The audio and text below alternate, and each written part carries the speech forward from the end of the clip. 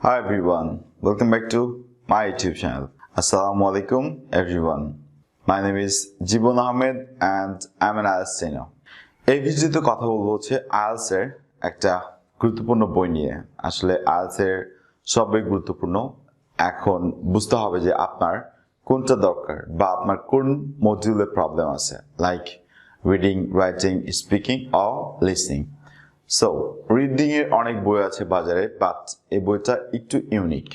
বইটা অনেকে নাম শুনেছেন, বাট অনেকে হয়তো জানেন না বা এই বইটি এখনো কিনে প্র্যাকটিস করেন নাই, যার কারণে এই বইটি নিয়ে এই ভিডিওটি দেখলে আপনি বুঝতে পারবেন যে আসলে একটা বইয়ের মধ্যে কতগুলো গুরুত্বপূর্ণ জিনিস দেওয়া আছে যেগুলো আপনার IELTS এর জন্য আবশ্যক যদি আপনি একটা ভালো ব্যান্ড স্কোর অ্যাচিভ করতে চান।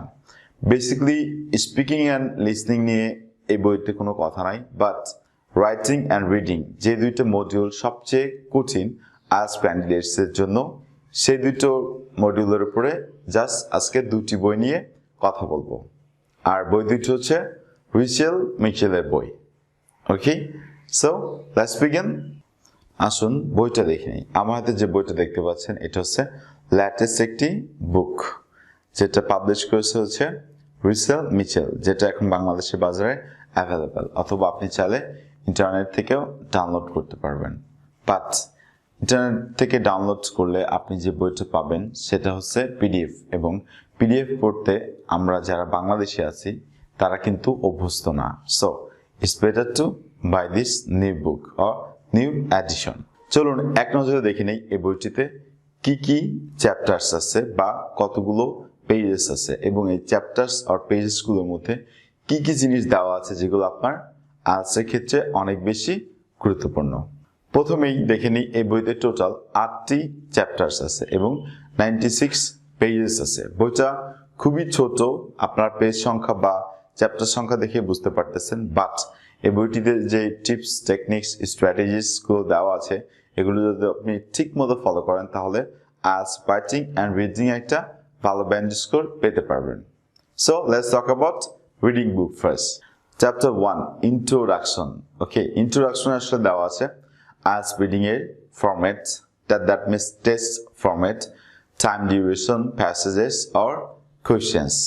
সেই সাথে থাকবে হচ্ছে tips, techniques, strategies, structure of reading language and understanding, apologies, vocabulary, synonym. So এই জিনিসগুলো নিয়ে আসলে এই বইটাতে টোটাল কথা হয়েছে, যেটা ইন্ট্রোডাকশন পার্টেই কিছুটা হিন্টস এখানে দিয়ে দেওয়া হয়েছে। এরপরে চলে আসুন চ্যাপ্টার 2তে, IELTS reading, marking and assessment. Chapter 2তে আসলে ডিসকাস করা হয়েছে IELTS রিডিং এ কতগুলো কোয়েশ্চেন্স থাকবে এবং কতগুলো কোয়েশ্চেন্স আপনি কারেক্ট করলে কত ব্যান্ড স্কোর পাবেন সেটা নিয়ে কথা বলা হয়েছে। সেই সাথে ব্যান্ড স্কোর ডেসক্রিপশনটা দেওয়া হয়েছে এবং আপনি কিভাবে স্পেলিংগুলো ঠিকভাবে লিখবেন, বিকজ স্পেলিং ইরর্সের কারণে অনেক ব্যান্ড স্কোর কিন্তু IELTS ক্যান্ডিডেটটা লস করে ফেলে। সো এই বিষয়টা খেয়াল রাখতে হবে, যেটা এই বইতে ইনক্লুড করা আছে, বা একটা ছোট্ট চ্যাপ্টার লেখা আছে, আর্টিকেলস লেখা আছে, যেটার মাধ্যমে আপনি এটা বুঝতে পারবেন। Let's see chapter 3. Chapter 3টা more important than 1 and 2. So দেখে নিই chapter 3তে কি কি আছে। Primary skill needed for IELTS reading. যেই স্কিলটা আপনাকে আগে থেকে থাকতে হবে IELTS reading প্র্যাকটিস or একটা IELTS reading এ ভালো ব্যান্ড স্কোর পাওয়ার জন্য, সেগুলো হচ্ছে number 1, searching and underlining the keywords. Number 2, looking for synonym words and expressions. 3, skimming. 4, scanning. And 5th, reading for specific information without reading total passages. So, scanning আছে, skimming আছে, কিভাবে আপনি total প্যারাগ্রাফটা বা total প্যাসেজটা না পড়ে আপনি জাস্ট একটা প্যাসেজের কিছু অংশ বা কিছু সেন্টেন্স পড়ে আনসার ফাইন্ড আউট করবেন IELTS রিডিং এর ক্ষেত্রে, সেটা এখানে ইনক্লুড করা আছে with tips, techniques.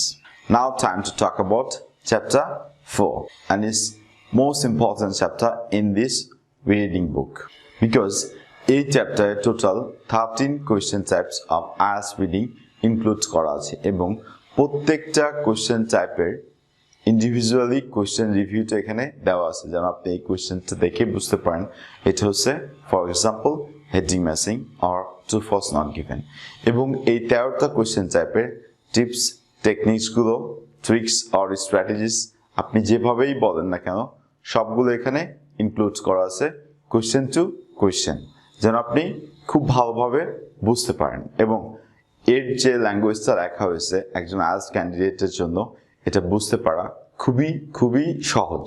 Question types আর number 1 matching information, number 2 heading matching, number 3 statement matching, number 4 MCQ or multiple choice question, number 5th summary completion, number 6th note completion, number 7 table completion, number 8 follow chart completion, number 9 classification type, number 10 ending sentence or matching ending sentence information, number 11 true false not given, 12 yes no not given, and 13 short question answer or question and answer. So এই total যে 13টা question টাইপের কথা বলেছি আমি, এই 13টা question টাইপের example সহ exam review দেওয়া আছে আর কোশ্চেন রিভিউ দেওয়া আছে, এবং এর প্রত্যেকটার টিপস টেকনিক্স দেওয়া আছে যেগুলো আসলে আপনাদের জন্য অনেক বেশি হেল্পফুল। এরপর হচ্ছে chapter number 5 tips for improving reading skill. আপনি রিডিং স্কিলটাকে কিভাবে ইমপ্রুভ করবেন সেটা নিয়ে কিছু ডেসক্রিপশন এখানে দেওয়া হয়েছে, যেমন reading a lot, there is no shortcut way, follow the ক্যাম্বিস, analyse the passage, finding the answer location. So এই বিষয়গুলোর উপর এখানে ডিসকাস করা হয়েছে যেন আপনি বুঝতে পারেন ঠিক মতো যে আসলে এই বইটা কি নিয়ে কথা বলেছে। নাম্বার 6 টোটাল 17 স্ট্র্যাটেজিস দেওয়া আছে যে কিভাবে আপনি IELTS reading a 7 band score achieve করতে পারেন, এবং এইটার জন্য এই বইটির তুলনা অন্য কোনো বইয়ের সাথে করা উচিত হবে না বা করা যায়ও না, এতটাই গুরুত্বপূর্ণ এই বইটি। চ্যাপ্টার 7 সিনোনিম ওয়ার্ডস, এখানে A to Z IELTS reading এর জন্য যে সিনোনিম ওয়ার্ডসগুলো প্রয়োজন হয় এবং যেগুলো ফ্রিকুয়েন্টলি আপনি যে কোনো ধরনের ক্যাম্বিস আইএলটিএস ও আদার আইএলটিএস রিডিং বুকসে খুঁজে পাবেন সেগুলো এখানে ইনক্লুড করা দেওয়া হয়েছে। Chapter 8 and the last conclusion, writer views about this book or how to use this book। এই বইটা আপনাদের জন্য কতটুকু হেল্পফুল বা কিভাবে আপনি এই বইটা প্র্যাকটিস করবেন, কতটুকু আপনাকে লাইক সাপোর্ট দিবে to get good band score. এবার কথা বলবো রিসেল মিচেলের সেকেন্ড বুক, এবং সেটা হচ্ছে IELTS writing task 1 and task 2। এই বইটি কতটুকু গুরুত্বপূর্ণ হয়তো বা অনেকেই জেনে ফেলেছেন, বাট যারা এখনো জানেন না এই বইটি সম্পর্কে, যারা আইএলটিএস প্রিপারেশন নিতে চাচ্ছেন বা নিবেন বলে ভাবছেন, তাদের উদ্দেশ্য হচ্ছে এই বইটি রিভিউ করা। এই বইটি আসলে অনেক ভালো একটা বই, even I recommend my students to. So চলুন দেখে নেওয়া যাক বইটি। আমার হাতে যে বইটি দেওয়া আছে এটা হচ্ছে আইএলটিএস মিচেলের writing task 1 and 2 for academic. এই বইটি মূলত একাডেমিকের উপর লেখা হয়েছে, যেন আপনি একাডেমিক রাইটিং বা একাডেমিক আইএলটিএস যারা দিচ্ছেন তাদের জন্য এই বইটি খুব গুরুত্বপূর্ণ।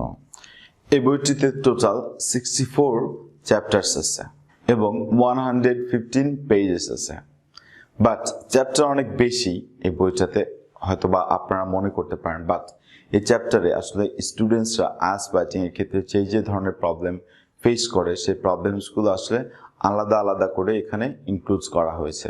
So let's begin. 1 to 6 চ্যাপ্টারের মধ্যে দেওয়া হচ্ছে IELTS writing introduction, format, time duration, এবং 8+ সেন্টেন্স স্ট্রাকচারস, যেটা আসলে অন্য কোনো বইতে দেওয়া নাই। অন্য বইতে আছে বাট সেটা 7+ অথবা 6 or 8 স্ট্রাকচারস, বাট ওইখানে কোনো ব্যান্ড স্কোর ডেসক্রিপশন দেওয়া নাই, বাট এখানে কিন্তু ব্যান্ড স্কোর ডেসক্রিপশনটা দেওয়া আছে। সো আপনি এটা দেখলে বুঝতে পারবেন যে এই বইটাতে যে স্ট্রাকচারসগুলো দেওয়া আছে এগুলো আসলে কতটা গুরুত্বপূর্ণ আপনার IELTS writing task 1 and task 2 এর জন্য। এবং কিছু ভোকাবুলারিজ ইনক্লুড করা হয়েছে, কিছু প্রসেস দেখানো হয়েছে how to increase your band score.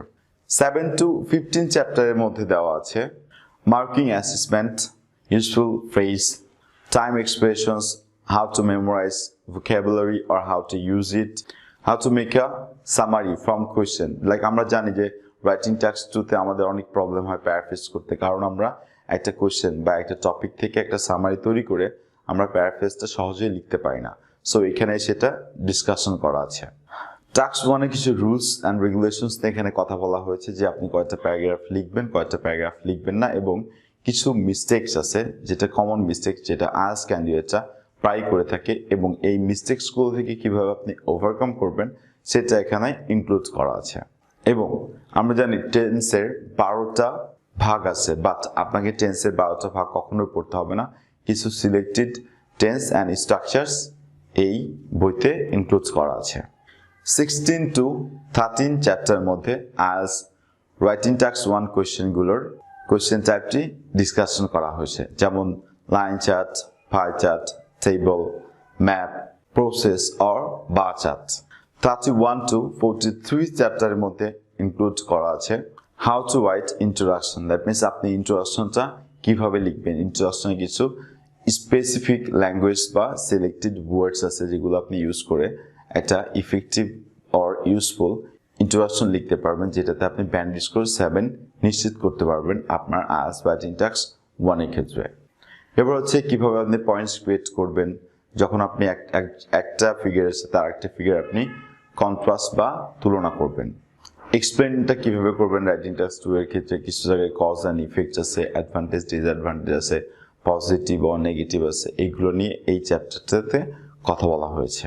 44 to 57 পেজের মধ্যে কথা বলা আছে হচ্ছে আইএলটিএস রাইটিং টাস্ক 2 এর কোয়েশ্চেন সমূহ নিয়ে, এবং কিছু সতর্কতা দেওয়া হয়েছে যেন আপনি এই জিনিসগুলো করবেন না, like rules and regulations for writing task 2।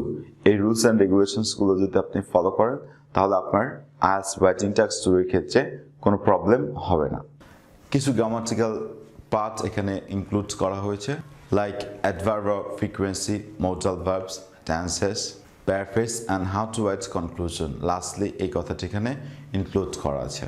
That's all about IELTS writing tasks 1 and 2 from Whistle Missile. Thanks for watching this video.